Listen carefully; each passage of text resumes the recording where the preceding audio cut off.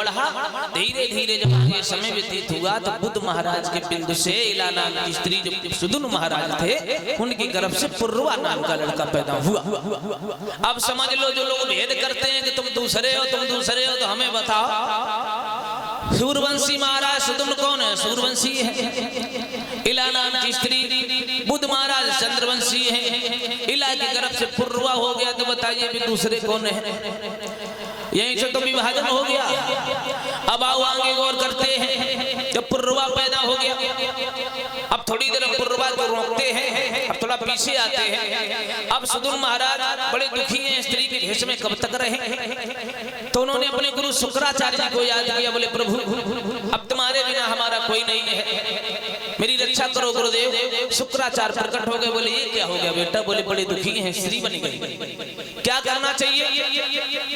तो क्या है अब मुझे स्त्री रूप से मुक्त करो। उसी समय भोले बाबा को याद किया। भोले बाबा आए, बोले तुम्हारे श्राप लगा था इसमें। तो भोले बाबा ने कहा देखो शुक्राचार्य हम तुम्हारे शिष्य की बात समझ रहे हैं लेकिन ज्यादा कुछ नहीं कर सकते हैं। हम इतना जरूर कर सकते हैं कि तुम्हारा शिष्य 6 महीना के लिए स्त्री रहेगा और 6 महीना के लिए पुरुष। हम महाराज सूर्यवंशी सुदुन जब इला बन गए थे 6 महीना जब स्त्री रहते थे तो महाराज बुद्ध के यहाँ जाते थे और 6 महीना जब पुरुष रहते थे तो अपने महलों में चले जाते थे स्त्री के यहाँ। बताया ये गया है उन्हीं सूर्यवंशी महाराज सुदुन के पत्नी के गर्भ से 3 लड़का पैदा हुए। गए विमल उत्कल 3। इन गए विमल उत्कल से ही भक्तों सूर्यवंश चला है। अनेक राजाओं का वर्णन है आगे। और इधर जब पुर्वा पैदा हुआ अब पुर्वा में आ जाओ। तब एक बार महाराज सुदुन जो थे अपने घर में थे रानी के यहाँ, तो रात में लेते हैं और आखिरी रात आ गई। कौन सी? स्त्री बनने वाली। और जब आखिरी रात आ गई सुदुन महाराज स्त्री बन गए। सवेरे जब पत्नी जगाना ही बोले उठो तो क्या देखा स्त्री बनी, तो वो भागी दौड़ की ये कहां से आ गई। सुदुन महाराज ने सारी बात बताई है। और इस तरीका से सुदुन 6 महीना स्त्री रहा करते थे, 6 महीना पुरुष। सुदुन के गर्भ से कौन हुआ? पुर्वा। किनका लगा? बुद्ध का। अब पुर्वा से आओ। पुर्वा के कौन हुए? आयु। आयु के कौन हुए? राजा नहुस। ये भाई नहुस महाराज थे भक्तों जिन्होंने 101 अश्वमेध यज्ञ करके इंद्रासन छीन लिया था। लेकिन थोड़ी सी बुद्धि खराब होने के कारण फिर अजगर बन गए नहुस। अजगर क्यों? आओ थोड़ा दृष्टांत देते हैं। जो पुराना वाला जो इंद्र था महाराज नहुस जब इंद्र बन गए चंद्रवंशी नहुस, और जब इंद्र बन गए जब इंद्रासन जीत लिया तो जब पुराने वाले इंद्र की पत्नी का नाम था सची।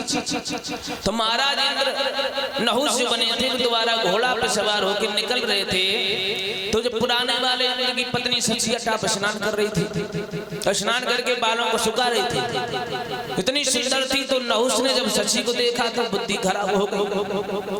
और जब बुद्धि खराब हो गई तो वहां से जब लौट आए तो उन्होंने एक पत्र लिखा इंद्राणी के लिए, सची के लिए। इंद्राणी मैं जब अपने अश्व पे सवार होकर के उधर से गुजर रहा था मैंने तुम्हारे स्वरूप को देखा। तुम्हारे स्वरूप को देख करके मैं मंत्रमुग्ध हो गया हूँ। इसलिए इंद्राणी अब तुम ऐसा करो हमारे साथ पलंग पे एक दिन रमण करो। ये पत्र लिख दिया, नीचे धमकी लिख दी, अगर तुमने ऐसा करने से मना किया तुम्हारे पति और पत्नी तुम्हें दोनों को जेल में डाल देंगे क्योंकि इंद्र में बन गया। सची की बात जब ये पत्र पहुंचा और सची ने जब पत्र को पढ़ा और जब पत्र को पढ़ा सोचने लगे कि नहीं की बुद्धि में कीड़ा दौड़ने लगे। अब लगता है नहुस महाराज को कफन की जरूरत है। इंद्राणी ने विचार किया कोई बात नहीं, उसने अपनी तरफ से पत्र लिखा।